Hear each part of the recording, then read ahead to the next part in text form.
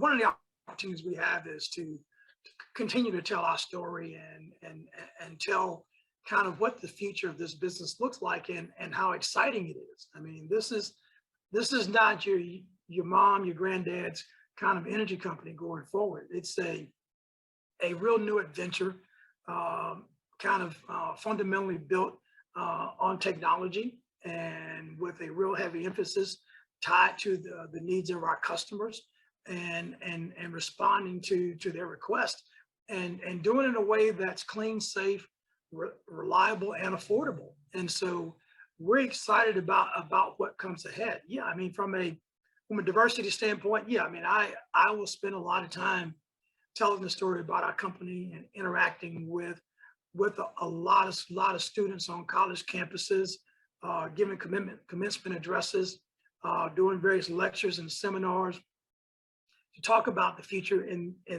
this business and in our companies and highlighting what the opportunities are and the career paths that exist in our company and showing everybody, no matter what race you are, what color you are, what gender you are, but demonstrating that there's opportunity for you inside of our business, inside of our company. And so making sure that we get out and tell that story, create enthusiasm, create interest for workers and for students to come join us on this journey.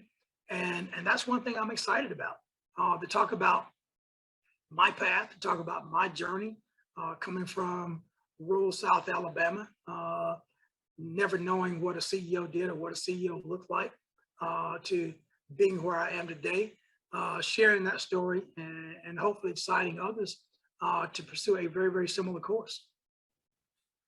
Chris, as we wrap up, what advice would you provide young professionals that want to rise in the industry? I know you're excited about it. I know you're energetic about it and almost evangelical about it, Yeah. which I think is extremely positive. But provide 3 pieces of advice that you would share with young professionals getting in the field and wanting to rise within the energy industry.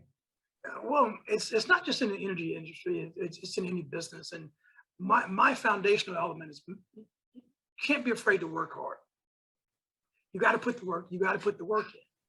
You got to learn the business, you got to understand your job and not worry about what may come in the future, but make sure that you are doing a good job in the job that you have. If you do that, there's a good chance that you will get another opportunity. The other part for me has been curiosity in terms of learning the business, looking around corners, looking what may be in the future, kind of reaching out, being a visionary, understanding, what the future may hold. And so I think those kind of things, they also keep you excited about the work that you're doing. And then also don't be afraid to take a risk. I mean, I listened to Earl Graves for so many evenings and so many days talking about his decision to start Black Enterprise Magazine. And so having that level of curiosity, but having that willingness to step out and take a risk, have a good business plan to create a venture that would be very long lasting. So those are some of the things, Derek, that I think are very important to students, to young kids as they grow up, as they decide what they want to be. And don't be afraid. Jump in, be fully engaged, work hard. And I honestly believe good things will come your way. This has been a powerful conversation. Thank you for joining us. And I look forward to seeing more under your stewardship in terms of innovation and growth at Georgia Power and Southern as a whole. Thanks, Derek.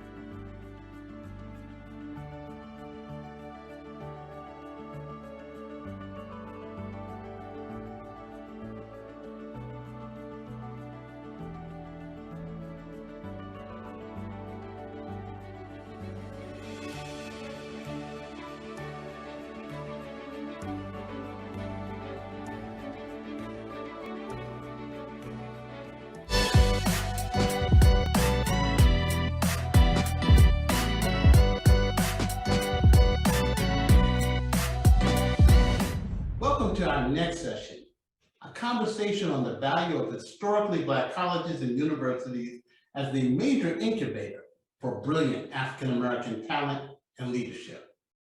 To discuss how HBCUs will help remake global industry, I talked with Dr. David Thomas, president of Morehouse College, the institution that for more than 150 years has prepared young Black men to change the world.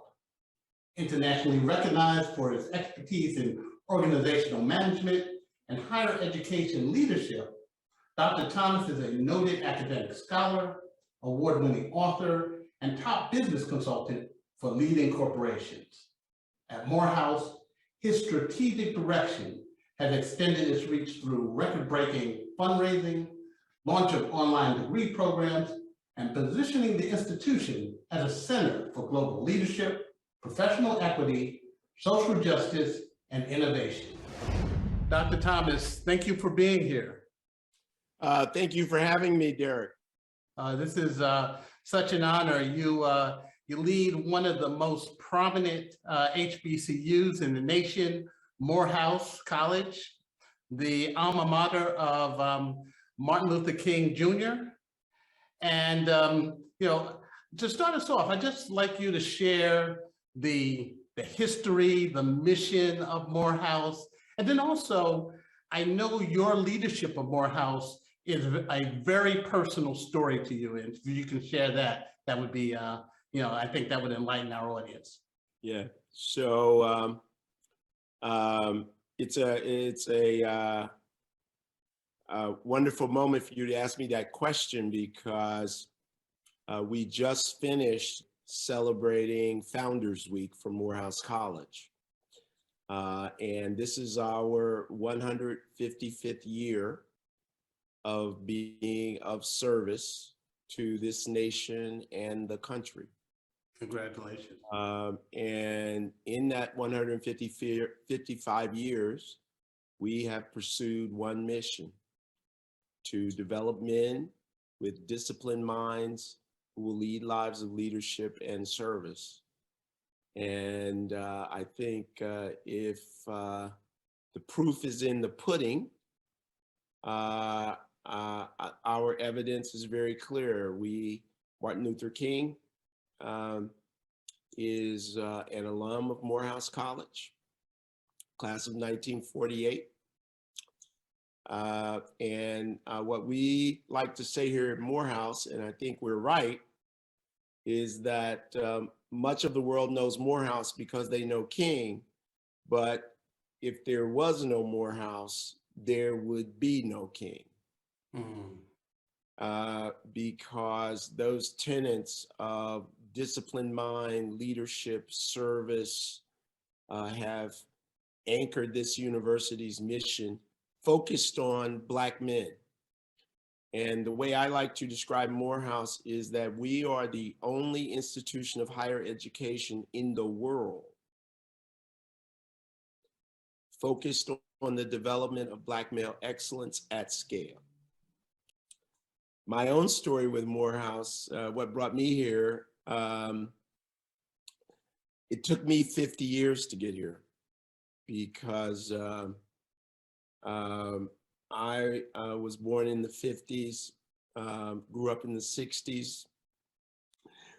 No one in my family had gone to college, but my father told me if I did what he did, if I went to college, I wouldn't have to do what he did for a living, which was be a laborer. So I decided I was going to college. And I read that Martin Luther King had gone to Morehouse. I was about 10 years old, shortly before he was assassinated.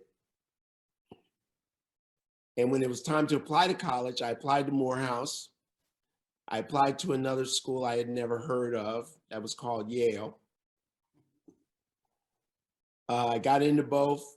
Morehouse didn't give me any money, scholarship, and Yale gave me a full ride. I followed the money. And 4 years ago, I finally made it here as president of the college.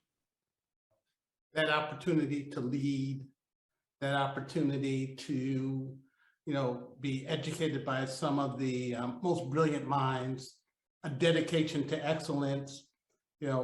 Obviously those are the hallmarks of Morehouse, but also that's instilled in HBCU graduates and students across the board. That they're going to be in competitive environments and that they have to, step up to meet those competitive environments, and then they excel, which is really, which was really amazing. And now we're seeing a flow over the last few years of even more African-American students coming into HBCUs. Share your thoughts about that. Why has that been such a phenomenon that we've seen over the last few years? Well, I think